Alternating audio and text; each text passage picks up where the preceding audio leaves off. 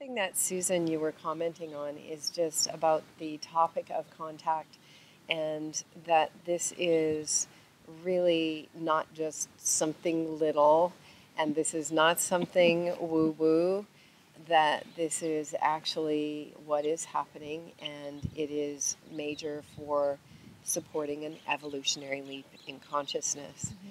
And so let's talk a little bit more about how this can be shared with people in a really powerful way to begin to connect with these aspects of themselves. Well, I think one of the things that, as you're talking, that just came into my mind was there was a news update that happened about John Podesta. And John Podesta said that one of his regrets was not going more public about his knowledge and information about extraterrestrials. And I was involved in a group in the early, well, I guess it wasn't the early 90s, it was around 2000, that they were trying to get information from the group that I was involved in. And actually, there was a phone call placed from John Podesta to this group because he was trying to get this information. So let's be really clear, let's be really realistic. The powers that be, whomever they are, whatever they are, they've known about this for a really long time, and they've had an amazing campaign set to make sure that this information doesn't come out, and to also make sure that that we really don't understand the magnificence of what this is. So this is not woo-woo. If anything, this is probably one of the most important things that we should be discussing, that we should be having conversations about. So it's real, it's important, it's something that's happening daily, and there's obviously a strong connection between the military, the powers that be, because to understand how this technology works gives you access and gives you information to be able to do things that your enemy can't do, right? So it's quite important. And I tell the story of the fact that when I was 7 years old, I was picked up and taken out of school by a man in black and asked about my contact. So my little scared 7-year-old body knew and understood that okay, this is important. And growing up and seeing a world that nobody would really talk about this, or you'd be ridiculed for it. And I'm thinking, well, if somebody was interested enough to literally take me out of school and ask me about the contact, then obviously it was important to do, and it still is to this day. So hopefully that answers your question a little bit, but there's research organizations that are popping up now to try to understand what contact is about. Like, what is it? Who is having it? What are the greater implications of it? And what does it mean for our planet? My personal opinion is, like, the next 15 to 20 years, we really have to get our collective shit together and to learn and understand. Because I do believe a lot of the contactees have secret pieces of information that, when pieced all together, form a richer and deeper story that provides some deep solutions. Absolutely, I believe that, but it's by connecting in with other people maybe that don't have it, or connecting in with scientists, or connecting in with other visionaries or leaders, because when you've got such a wide population of people that are incarnating in various bodies, there's some people that incarnate into positions of power. There's that have contact. There's some people that incarnate into positions of no power, and they're your average Jane and Joe, so they have a piece. And by having a rich variety of different human experiences that the collective has, when you move that together, you I think that you mature more as a society together than just having a small group of people that have either had contact or not had contact.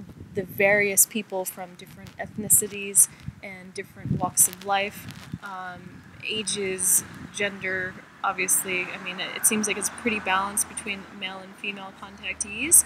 I haven't seen the stats on that, but that seems to be, a balanced piece. So, when we put it all together, we've got a bigger story that's happening and going on.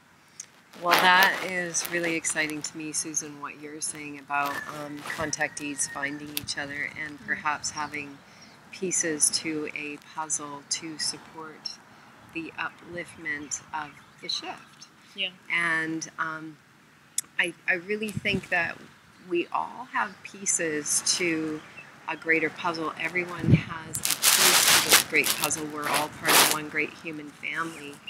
And so different people carry different, what I call resonant frequencies into the planet.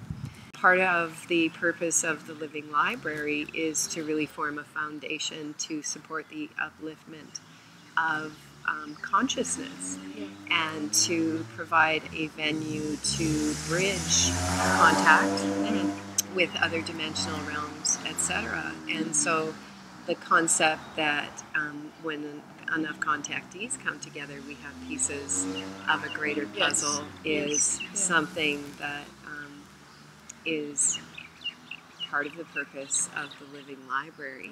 And so I really honor you bringing that forward. Where do you see things going? Because we're in a very, let's say, choice point moment, a really powerful choice point moment right now. We're in the middle of February. It's the 15th of February, 2015. And a lot of my work is with various Indigenous elders, and they're confirming the same kind of information, that we're really at a choice point right now. Yeah. Where I'm at is to make sure that I am as clear and cleanly connected to Source as possible. That I'm in my power, that I'm holding firm in that, and that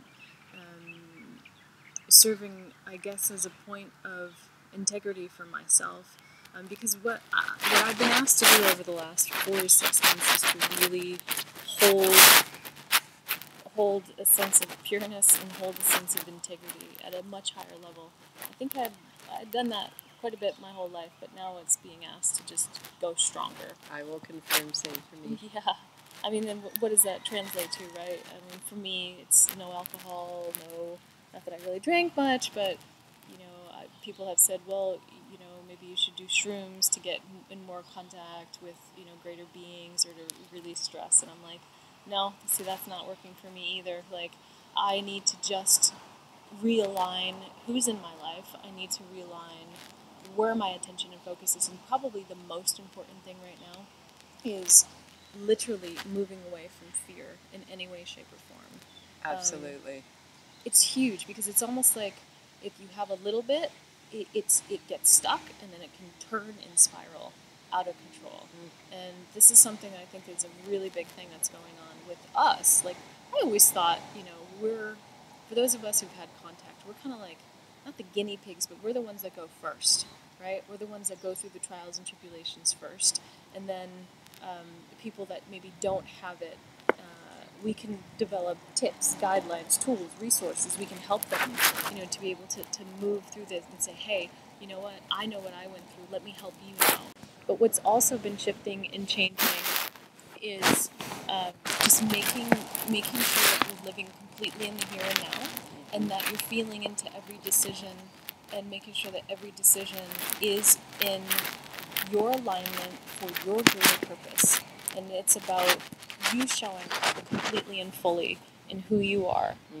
And that is the thing that's been coming loud and clear, is that you're in your power and you're showing up in who you are. And if that means you go left, right, up, down, sideways, or spin around, then you do it.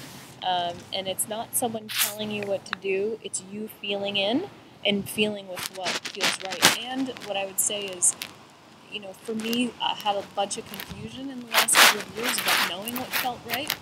And what I do now is I make sure that I meditate 2 times a day, in the morning and at night. And I have enough time in nature to continue to recalibrate, as part of my daily practice. Express gratitude for the things that I'm happy about. Also work to create what I want to pull into my life, because in that state of clarity, I can hear what's coming.